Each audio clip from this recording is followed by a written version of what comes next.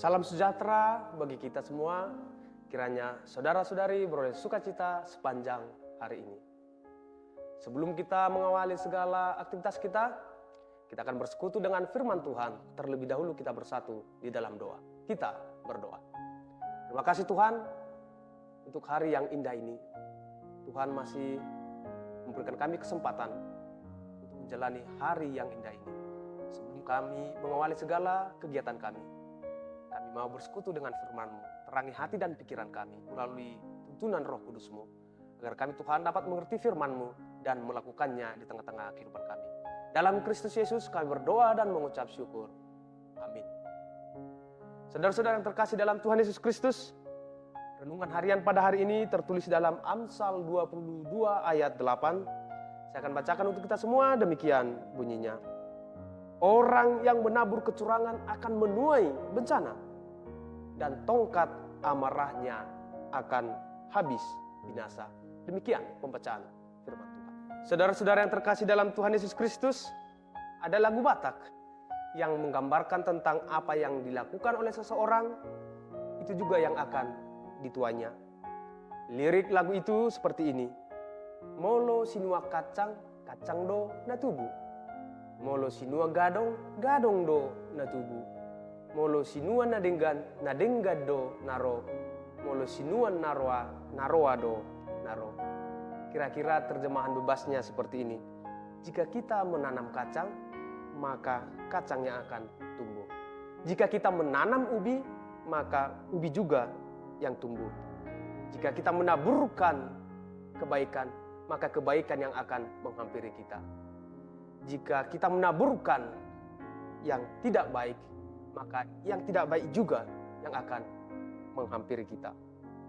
Lirik lagu itu menggambarkan prinsip hukum tabur tuai.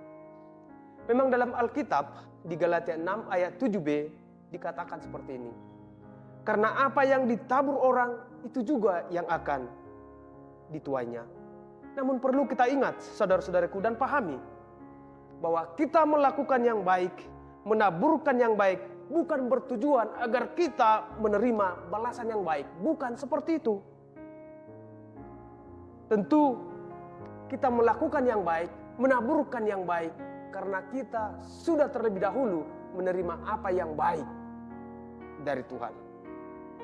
Tentu berbeda prinsip hukum tabur tuai dalam lagu tadi dengan apa yang kita pahami secara Kristen.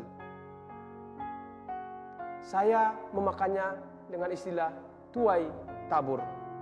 Karena seperti ini, kita sudah terlebih dahulu menuai apa yang baik dari Tuhan, maka itu yang akan kita taburkan. Prinsip ini lahir dari sebuah pemahaman bahwa hidup kita ini adalah anugerah semata dari Tuhan. Dalam perspektif ini, melakukan atau menaburkan yang baik tidak diletakkan pada hasil atau tujuan, melainkan diletakkan pada alasan. Artinya, kita wajib menaburkan segala yang baik dalam hidup ini karena kita telah menerima anugerah kebaikan dari Tuhan, yaitu berupa keselamatan, kehidupan, dan lain sebagainya. Oleh karena itu tidak ada alasan bagi siapapun yang percaya kepada Kristus untuk tidak menaburkan kebaikan di tengah-tengah kehidupannya, sekalipun balasan yang diterima mungkin tidak menyenangkan hidupnya. Namun itu tidak menjadi alasan untuk berhenti menaburkan kebaikan di tengah-tengah kehidupannya. Saudara-saudara yang terkasih dalam Tuhan Yesus Kristus, pemberitaan di berbagai media memperlihatkan begitu banyak kasus kejahatan yang berhasil diungkap oleh aparat penegak hukum. Mulai dari kasus korupsi, kekerasan, kejahatan, dan lain sebagainya. Setidaknya hal ini memberikan pemahaman bagi kita bahwa setiap tindakan yang kita lakukan atau setiap tindakan yang dilakukan oleh seseorang selalu ada akibatnya. Pada hakikatnya, kehidupan ini juga seperti itu. Selalu ada sebab akibat. Orang yang ditangkap dan dijebloskan ke penjara itu tidak terjadi begitu saja. melainkan karena akibat dari perbuatannya. Dan ini menjadi alarm sekaligus peringatan yang serius bagi kita untuk bertindak secara hati-hati dalam kehidupan kita. Saudara-saudara yang terkasih dalam Tuhan Yesus Kristus, renungan harian ini mengingatkan kita bahwa setiap tindakan yang kita lakukan, baik itu tindakan yang baik maupun tindakan yang curang, selalu ada akibatnya bagi diri kita sendiri. Orang yang menabur kecurangan akan menuai bencana dan tongkat amarahnya akan habis binasa.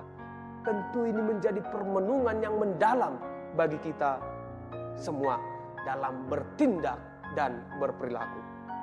Memang bisa saja tindakan kecurangan kita tutupi dengan baik dan rapi. Sama seperti seorang yang korupsi, tindakannya itu dia tutupi dengan rapat. Tapi ingatlah, itu hanya menunggu waktu saja. Saudara-saudara yang terkasih dalam Tuhan Yesus Kristus, renungan harian ini mengajak dan mengingatkan kita agar tidak bertindak curang dalam setiap profesi yang kita geluti. Apapun profesi yang kita tekuni, hendaknya kita bersikap jujur dan adil. Jauhkan sikap curang karena itu merugikan orang lain. Ingatlah, setiap perbuatan yang kita lakukan akan kita pertanggungjawabkan kepada Tuhan. Bagi saudara-saudari, jangan pernah lelah dan berhenti untuk selalu menaburkan kebaikan di tengah-tengah kehidupanmu. Sekalipun kamu menerima balasan yang tidak menyenangkan, ingatlah, kita menaburkan kebaikan karena kita sudah terlebih dahulu menuai segala yang baik dari Tuhan. Kristus memampukan kita semua. Amin. Kita bersatu di dalam doa. Terima kasih Tuhan untuk firman-Mu. Engkau mengingatkan kami untuk menaburkan kebaikan, menjauhkan kecurangan dalam kehidupan kami. Biarlah firman itu Tuhan menjadi peringatan bagi kami, agar hidup kami yang Tuhan anugerahkan, kami pergunakan untuk melakukan hal-hal yang baik sebagai respon atas anugerah Tuhan yang telah kami terima. Dalam Kristus Yesus kami berdoa dan mengucap syukur.